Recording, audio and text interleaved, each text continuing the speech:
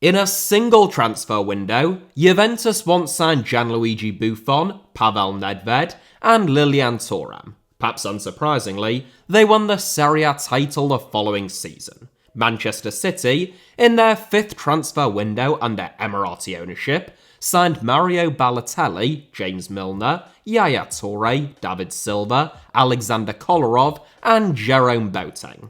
That was a window which heralded the Citizens' first trophy and first top four finish in over 30 years. In the summer of 1992, newly promoted Blackburn Rovers recruited the likes of Stuart Ripley, Tim Sherwood, and Alan Shearer ahead of their first season back in the top flight since the 1960s, and they were rewarded with a fourth place finish. Just 2 seasons later, they won the Premier League title. These are what we might call very good transfer windows, but are they the best of all time?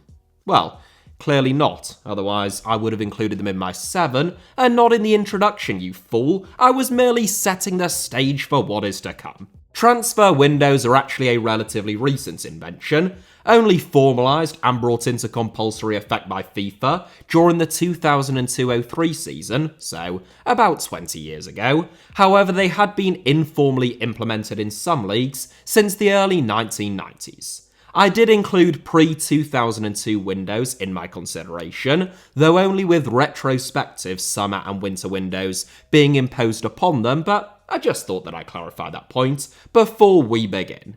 Here are then, in my view, which obviously means that it is irrefutably true, the 7 best single transfer windows that any football clubs have ever had. 7th, Malaga, summer 2011. Somewhat inevitably, this 7 is dominated by massive clubs who had inspired transfer windows, which led them to double, treble, and perhaps even quadruple winning campaigns. That is perhaps, at least in part, why I wanted to include Malaga's superb summer 2011 transfer business. Malaga is a club that has spent most of its existence competing in the 3rd and 4th tiers of Spanish football and only reached La Liga for the first time in 1999. They were relegated in 2006 but returned to the top flight 2 years later, and in the 2010-11 season they finished 11th in La Liga, just 3 points above the relegation zone. Taken over by a Qatari businessman and distant royal in 2010 though, in the summer of 2011, Malaga decided to splash the cash, by their modest standards at least. Midfield playmaker Santi Cazorla was signed for a fee of €21 million from Villarreal. Experienced holding midfielder Jeremy Toulalan was brought in from Lyon for €10 million. Osasuna left-back Nacho Monreal and teenage Valencia prospect Isco both arrived for €6 million, along with Diego Buonanotte, Joaquin, Sergio Sanchez, Joris Mathiasson, and Ruud van Nistelrooy for even more modest fees, or free in Van Nistelrooy's case, whose contract had just ended at Hamburg. Under the stewardship of Manuel Pellegrini, Malaga were transformed almost overnight. They rose from 11th in La Liga, 3 points above the drop, all the way up to 4th, their highest ever league finish, above Sevilla and Atletico Madrid, and enough to earn them Champions League qualification. The following season, Malaga had a memorable Champions League campaign, knocked out in dramatic fashion by Borussia Dortmund in the quarter-finals. Financial trouble forced Malaga to sell virtually all of their 2011 intake over the next 2 seasons, with Isco departing for the largest fee at €30 million after winning the prestigious Golden Boy Award, and the club has been in a state of terminal decline and turmoil virtually ever since. But none of that changes the fact that, in of itself, their 2011 summer transfer business was absolutely remarkable. If you want to find out more about Malaga's rise and fall, the perilous state that they are now in, and their criminal Qatari owner, I have made a documentary about all of the above, which I would very arrogantly recommend. 6th, Juventus, summer 1991. No team has had more spectacular transfer windows than Juventus. 3 of them made my shortlist in total, including this one, the one I mentioned in the introduction, and the summer of 1996, in which Juventus signed Mark Giuliano, Christian Vieri, and Zinedine Zidane amongst others. The best window that the old lady have ever had was in the summer of 1991 though, in which they welcomed the fresh faces of Angelo Peruzzi, Dino Baggio, Massimo Carrera, Jurgen Koller, and Antonio Conte amongst others. Koller, who later won the Ballon d'Or at Borussia Dortmund, was the most expensive of their arrivals at around €7.5 million, but went on to play 145 games for the club and won the Serie A Foreign Player of the Year award in his debut campaign. Carrera racked up a similar number of appearances and broke into the Italy team. Peruzzi became a Juventus legend, playing almost 300 games over the course of 8 seasons as the club's number 1, and Antonio Conte went even better still, playing 420 games for the club, retiring there, and then becoming wildly successful as their head coach. In the 1990-91 season, Juventus had finished 7th in Serie A, their lowest league finish since the 1961-62 season. Juventus were closer, points-wise at that moment in time, to relegation than they were to the Serie A title. Following Peruzzi, Koller, Conte and Co.'s arrivals, they bounced straight up to 2nd in Serie A in the 1991-92 season. They won the UEFA Cup the following season, the Serie A title in 1995, and the Champions League in 96. 5th, Real Madrid, summer 1996. Real Madrid had a pretty stunning 1994 summer transfer window, bringing in the likes of Michael Laudrup, Fernando Redondo, Jose Amavisca and Quique Sanchez Flores, but that was topped by their mastery in the market in the summer of 96. Following a 6th place finish in La Liga, which was Madrid's worst since the mid-1970s, and in which they burnt through 3 different managers, they decided to shake up their squad in the summer of 1996 and bring in Italian disciplinarian Fabio Capello, who had enjoyed immense success in his first job with AC Milan. Yugoslavian centre-forward Predrag Mijatovic was the club's most expensive signing, at around 1.5 million peseta, followed by Clarence Seedorf, Roberto Carlos, Christian Panucci, Davor Schuka, Bodo Ilgner, and Carlos Secretario. Mijatovic went on to score 36 goals in 118 games for Real Madrid, finishing 2nd in 1997 Ballon d'Or voting, behind Ronaldo but ahead of Zinedine Zidane.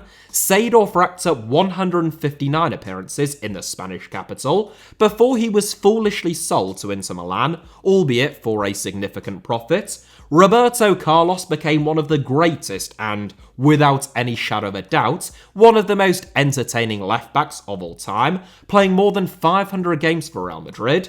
Panucci was a regular for the next 3 seasons, and Davor Schuka scored 49 goals in 109 games for Los Blancos, finishing 2nd in Ballon d'Or voting, just like Mijatovic, sandwiched between Ronaldo and Zidane in 1998, though this time the other way around.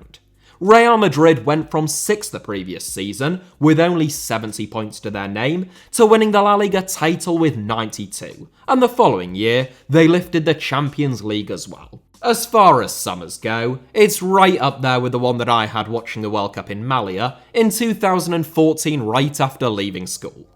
4th, Chelsea, summer 2004. After Roman Abramovich acquired Chelsea in 2003, the Blues began spending money in a manner that was unprecedented in the history of English football. It was inevitable, therefore, that they would sign duds such as Adrian Mutu, Juan Sebastian Veron, and Sean Wright-Phillips, and the summer of 2004 was no exception. Serbian centre-forward Matej Kecman, who was signed for £5.3 million from PSV, failed to replicate his extraordinary goal-scoring feats from the Eredivisie in the Premier League, but outside of that, it was a pretty sensational window for the Blues. They signed Didier Drogba and Petr Cech, 2 of Chelsea and the Premier League's greatest ever players, for a combined total of £31 million. Along with Ricardo Carvalho, who formed arguably the league's best ever centre-back partnership, alongside John Terry, Paulo Ferreira, who spent the next 9 seasons at Chelsea, making more than 200 appearances, and Ian Robben, who starred for 3 seasons at Stamford Bridge before being sold for twice what the club had paid for him, albeit they would have been much better off just keeping hold of him, as well as the likes of Alex and Thiago Mendes, Chelsea's other summer signings who, whilst they didn't go on to achieve legendary status in West London, were still relatively decent signings. Alex, who I just remember for his ridiculous free kicks, actually spent a whopping 8 years contracted to Chelsea, but he did spend 3 of them on loan at PSV. As well as Drogba, Carvalho and Cech, Chelsea also brought in Jose Mourinho in the summer of 2004, and the end result was the club's first top-flight league title since 1955 the following season, and the beginning of a 15-year period in which Chelsea were the most successful team in English football. Third, Inter Milan, summer 2009. Into the top 3, and the competition heats up to such an extent that it risks melting the polar ice caps. I'm just kidding, that is already happening. I'm in danger! Inter Milan's summer 2009 transfer window, also one managed by Jose Mourinho, it should be pointed out, isn't the best of all time, I don't think. Otherwise, it would be top, but it is probably the most extraordinary. That's due to the number of arrivals at the San Siro that summer, how quickly they were integrated, their summer departures, and most extraordinarily of all, the fact that they actually turned a profit. The sale of Zlatan Ibrahimovic for what was equivalent to a world record fee, when one factors in player swap value plus cash, was the catalyst for Inter Milan's transfer business, as Samuel Eto'o was brought to Milan as part of that same deal. He was joined by Thiago Motta and Diego Milito, both of whom arrived from Genoa, Wesley Sneijder, who was discarded by Real Madrid after they signed Kaka, Brazilian centre-back Lucio, who was let go by Bayern Munich for an undisclosed fee, believed to have been as low as €7 million, and Inter also signed Emiliano Viviano, Matteo Lombardo, Daniel Padelli, and Marco Arnautovic on loan. In addition to Ibrahimovic, Inter also sold Robert Acquafresca, Maxwell, Riccardo Meghierini, and Leonardo Bonucci amongst others that summer. Inter had also won the Serie A title the previous season, but Ibrahimovic had scored 29 of their goals and was their talisman, and they had been knocked out of the Champions League by Manchester United in the round of 16. There would be no lowering of expectations despite the state of flux though, as the likes of Eto'o, Milito, Sneijder and Lucio, well, it would be a gross understatement to say that they merely hit the ground running. Eto'o scored 16 goals, Milito scored 30, Lucio was an absolute rock, and Sneijder scored 8 goals and made 15 assists, which saw him finish 4th in Ballon d'Or voting, meanwhile Eto'o took 12th. As Inter won the Serie A title, the Coppa Italia, and the UEFA Champions League, overcoming a generational Barcelona team over 2 legs in the semi-finals, to win a historic treble that would have been inconceivable, let alone possible, were it not for their remarkable summer recruitment. Second, Real Madrid, summer 2009. Remarkably, 2 teams' transfer business from the same window feature consecutively in this 7, and hard as it may be to believe, I think that you can make a compelling case for Real Madrid's 2009 summer transfer business having been even more impressive than Inter's. Perhaps the impact wasn't as immediate, in fact it certainly wasn't, but the long-term legacy is pretty much unparalleled. This was the summer in which Real Madrid broke the world transfer record twice in the space of just a couple of weeks, with the signings of Kaka from AC Milan for €68.5 million and Cristiano Ronaldo from Manchester United for €94 million. Kaka was, in truth, not that great of a signing for Real Madrid. He had some great games and scored some brilliant goals in a Real Madrid shirt. 68 goal contributions in 120 games would be outstanding by most people's standards, but he struggled with injuries, wasn't as electric as he had been at Milan, and ultimately returned to his former club for nothing after just 4 seasons at the Bernabeu. Ronaldo, on the other hand, is one of the greatest signings of all time. He scored 450 goals in 438 games for Real Madrid, establishing himself as one of the greatest footballers of all time before being sold to Juventus for a profit after 9 years in the Spanish capital. Real Madrid weren't done there though. They also signed Karim Benzema that summer, who just left Real Madrid after 14 years and 354 goals, Xabi Alonso, Alvaro Arbeloa, Raul Albiol, and Esteban Granero. Granero, of course, being the pick of the bunch there. To sign your two highest goal scorers of all time for a club the size and with the history of Real Madrid in the exact same transfer window, rendering Kaka and Xabi Alonso practically afterthoughts, is preposterous, and it rightly takes a runner-up spot in this 7. First, AC Milan, summer 1987. I know what some of you will be thinking. There's no way that a team could have had a better transfer window than signing 3 Ballon d'Or winners who went on to score roughly 1,000 goals for the club and win about 40 combined Champions League titles. But that's where you would be wrong. In the summer of 1987, AC Milan were in a bit of what the Italians like to call a pickle. Relegated twice from Serie A at the beginning of the decade, Milan had just finished 5th in Italian football's top flight, which was their 7th successive season, finishing outside of the league's top 4. What's more, they had already taken the decision to appoint managerial novice Arrigo Sacchi as their new head coach, a man who had never played professional football or managed a top-flight team before. There was a great deal of scrutiny surrounding Sacchi's appointment and AC Milan's prospects more broadly heading into the 1987-88 campaign. Over the summer, the Rossoneri signed 7 players though, and thankfully, some of them were quite good. Marco van Basten, who had averaged better than a goal a game for the last 2 years at Ajax, became something like the perfect centre-forward in Milan, where he won 3 Ballon d'Ors before his career was sadly curtailed by injuries. His compatriot, Ruud Gullit, who AC Milan signed for a world record-breaking fee, also won the Ballon d'Or in Milan, and Carlo Ancelotti arrived to expertly anchor and orchestrate the team's midfield. Ancelotti later went on to become AC Milan's head coach, of course, guiding the club to 3 Champions League finals and winning 2 of them. Following 7 successive seasons outside of the top 4 in Serie A, which included 2 relegations no less, and all of the scepticism that surrounded Arrigo Sacchi's appointment, AC Milan's arrivals inspired the club to their first Scudetto in almost a decade, going from amassing 31 points the previous season up to 45. The following season, Milan won a double, which included the European Cup, and they followed that up with a treble, which included making it back-to-back European Cup crowns. From where AC Milan were to where their summer 1987 recruits took them, the individual talents and achievements that they made, and the legacies that they left behind, I don't think that there has been a better single transfer window in world football, albeit the transfer window didn't actually exist at the time, but you know what I mean, than AC Milan in the summer of 87.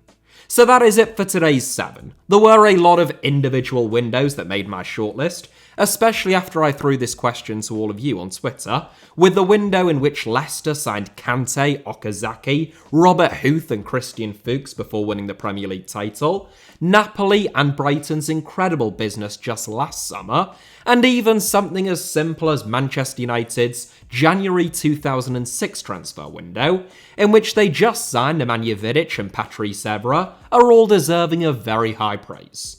There was also Barcelona's Eto'o, Deco, Juli, Silvinho and Larson window, Real Madrid's Di Maria, Ozil, Khedira and Carvalho window, Everton's Baines, Howard, Jagielka and Yakubu Bonanza, Manchester United's Phelan Webb, Pallister, Ince and Wallace Masterstroke, Napoli's summer of Maradona, Bagni, Bertoni, De Vecchi and Penso, Bayern bringing in the likes of Ribery, Altintop, Tony, Zé Roberto and Closer, Liverpool bagging Beardsley, Barnes and Houghton, and, quite frankly, far too many for me to mention them all, and you're probably more than sick of hearing my voice by this stage. I should say, out of pure bitterness and spite which power me on a day-to-day basis, about a year ago I made a video on the 7 worst transfer windows of all time, which has subsequently been stolen and turned into about a million different TikToks and Twitter threads, like so much of my groundbreaking work and research. I wouldn't mind, but most of these people are too lazy to even use their own images, so they literally pretend that this is something that they've come up with, whilst using images from my videos with the HITC Sevens watermark still on them. So, anyway, I hope they enjoy stealing this one too, just as shamelessly no doubt. I hope that it makes them very happy. Dearie me, what a sad little life, Jane. They're no better than serial killers if you ask me.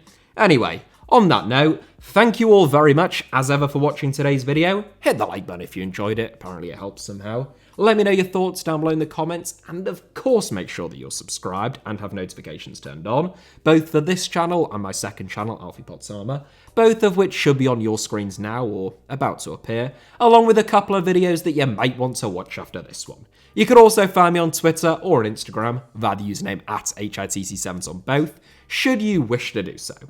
And if you're wondering, I have hay fever. Few people have commented recently asking if I'm dying.